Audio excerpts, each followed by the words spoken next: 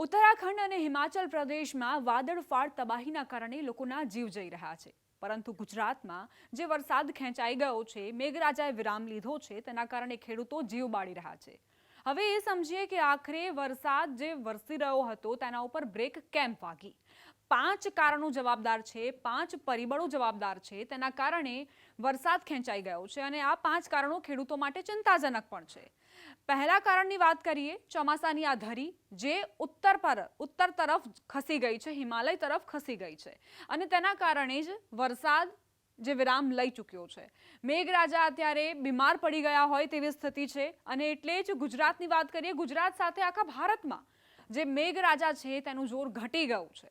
આ ચોમાસાની જે ધરી છે ઉત્તરમાં ખસી જવાના કારણે જ આખા ભારતમાં વરસાદ નથી વરસી રહ્યો અને આ જે ધરી મધ્ય તરફ આવશે ત્યારે વરસાદનું જોર ફરી એક વખત જોવા મળશે।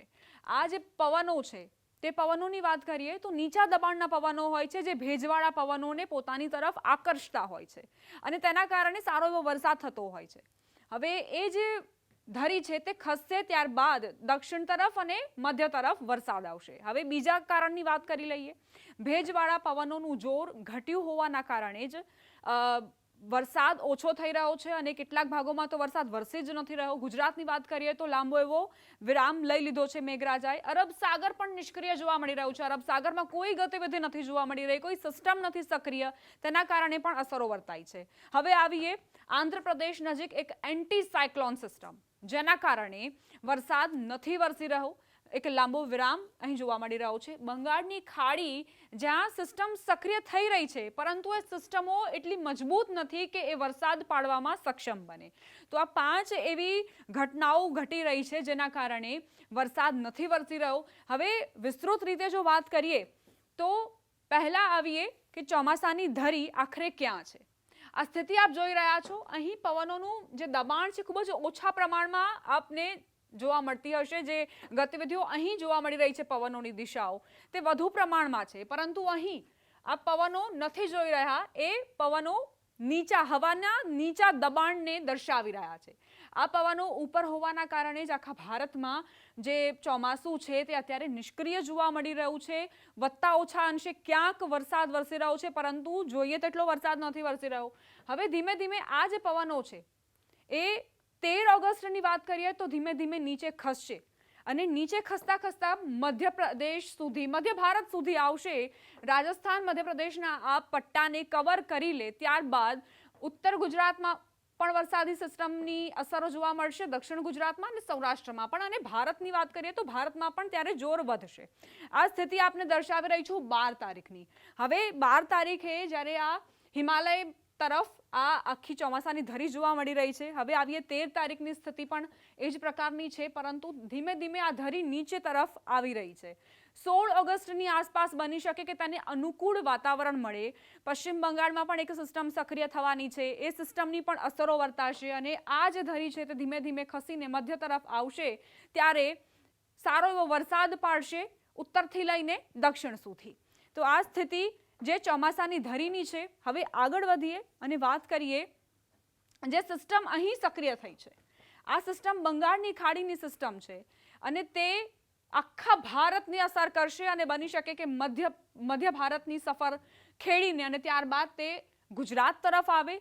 જ્યારે તે ગુજરાતમાં એન્ટર કરશે એટલે બની શકે કે 16 થી લઈને 22 સુધીનો ગાળો હશે કે જ્યારે આ સિસ્ટમ સફર ખેડીને અને ગુજરાતમાં આવે ત્યારે સારો એવો વરસાદ પડી શકે। એટલે ખેડૂતોને અત્યારે જે વનવાસ ભોગવવો પડી રહ્યો છે, વરસાદની જે રાહ જોઈ રહ્યા છે, તેના ઉપર બ્રેક આવશે અને મેઘરાજા પોતાની મહેર વરસાવશે।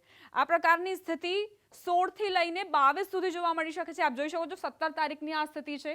આ સિસ્ટમ જે ધીમે ધીમે આગળ વધતી નજરે પડી રહી છે, એટલે તેનો જે ઘેરાવ છે, તેના જે પવનો છે તે ધીમે ધીમે આગળ વધીને અને ગુજરાતને હિટ કરશે અને 18 તારીખે પણ એ જ પ્રકારે પ્રબળ સ્થિતિ જોવા મળી રહી છે। આ વરસાદી પવનોની સ્થિતિ જોવા મળી રહી છે। હવે આગળ વધીએ 19 થી લઈને આગળ 22 તારીખ સુધી આ જ પ્રકારની સ્થિતિ છે અને ગુજરાતની નજીક દક્ષિણ ગુજરાત છે અને મુંબઈનો આ પાર્ટ છે ત્યાં તેની સિસ્ટમની વધારે અસરો જોવા મળશે. અરબ સાગરમાં પણ આ સિસ્ટમ ભળી જશે, કારણ કે ગુજરાતને હિટ કરીને ત્યારબાદ તે અરબ સાગરમાં જશે અને અરબ સાગરમાં અનુકૂળ તેને વાતાવરણ મળ્યું તો અહીં તે મજબૂત બની શકે છે અને ફરી એક વખત વરસાદનો જબરજસ્ત રાઉન્ડ જોવા મળશે ગુજરાતમાં અને સાથે સાથે મહારાષ્ટ્રમાં પણ. હવે આગળ વધીએ અને મોટી સિસ્ટમ ખેડૂતોને લીલા લહેર કરાવશે. જીએફએસ વેધર મોડલની આ આગાહી છે. જો ગુજરાતમાં ખરેખર આ સિસ્ટમ હિટ થાય તો સારો એવો વરસાદ વરસશે. સમગ્ર રાજ્યમાં વરસાદી માહોલ છવાઈ શકે છે. દક્ષિણ ગુજરાત અને સૌરાષ્ટ્ર સૌથી વધુ પ્રભાવિત થઈ શકે છે. જીએફએસ વેધર મોડલના અનુસાર આપણે વાત કરીએ તો 8 ઇંચ સુધીનો વરસાદ આખરે ક્યાં ક્યાં વરસી શકે છે તેની વાત કરીએ. ઉત્તર ગુજરાતની વાત કરીએ, બનાસકાંઠા, પાટણ, સાબરકાંઠા, મહેસાણા, ગાંધીનગર, અરવલ્લી, મહીસાગર, પંચમહાલ, દાહોદ, વડોદરા, છોટાઉદેપુર, ભરૂચ, નર્મદા, સુરત, તાપી, ડાંગ, નવસારી, વલસાડ આ એવા જિલ્લાઓ છે જ્યાં સારો એવો વરસાદ થવાની સંભાવનાઓ છે.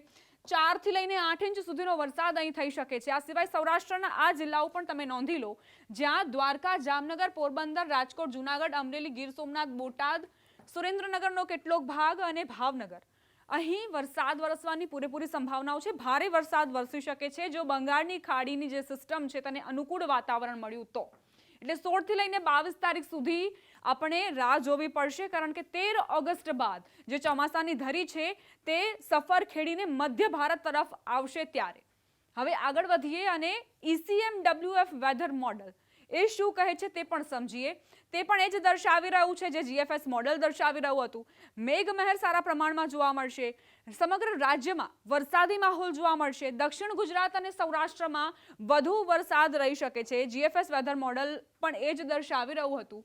હવે આંકડાની વાત કરીએ અહીં તો 4 થી લઈને 8 ઇંચ સુધીનો વરસાદ આખરે ક્યાં ક્યાં જોવા મળશે તો બનાસકાંઠાનો આ ભાગ જોઈ રહ્યા છો આપ, પાટણનો કેટલોક ભાગ, મહેસાણા, ગાંધીનગર, અમદાવાદ, ખેડા, સાબરકાંઠાનો કેટલોક ભાગ, પંચમહાલ, મહીસાગર, દાહોદ, છોટાઉદેપુર, વડોદરાનો આ જે દક્ષિણ ભાગ છે ત્યાં સારો એવો વરસાદ વરસી શકે છે અને જે મધ્ય ભાગ છે ત્યાં બની શકે કે વરસાદનું જોર ઘટતું જોવા મળે.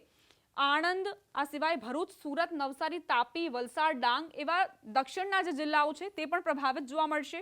હવે આવીએ સૌરાષ્ટ્રના આ જિલ્લાઓ પર જ્યાં સારો એવો વરસાદ વરસશે. જામનગર, દ્વારકા, પોરબંદર, જુનાગઢ, રાજકોટ, ગીર સોમનાથ, અમરેલી અને ભાવનગર આ એવા જિલ્લાઓ છે જ્યાં સારો એવો વરસાદ વરસવાની પૂરેપૂરી સંભાવનાઓ છે. ગીર સોમનાથ જિલ્લો જે 6 ઓગસ્ટની તારીખ સુધી ખૂબ જ પ્રભાવિત જોવા મળી રહ્યો છે ઓછા વરસાદના કારણે. ત્યાં ખેડૂતો રાહ જોઈ રહ્યા છે કે આખરે ક્યારે વરસાદ વરસે, મેઘરાજાની શાહી સવારી આવે અને જે પાક છે તેને જીવતદાન મળે. એટલે ગીર સોમનાથના ખેડૂતો માટે પણ આ સારા સમાચાર છે કે આ બે વેધર મોડલ એ સંભાવનાઓ દર્શાવી રહ્યા છે સારા એવા વરસાદની 16 થી લઈને 22 ઓગસ્ટની.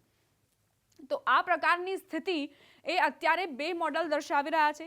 પરંતુ આ હવામાનમાં જે અનિશ્ચિતતાઓ છે તે ખૂબ જ સારા પ્રમાણમાં જોવા મળતી હોય છે, પ્રવર્તતી હોય છે. એટલે હવામાન વિભાગ જે દરેક વખતે પોતાની આગાહીઓ આપે, જે માહિતીઓ આપે તેની ઉપર ધ્યાન આપવું, તેને અનુસરવું હિતાવહ છે.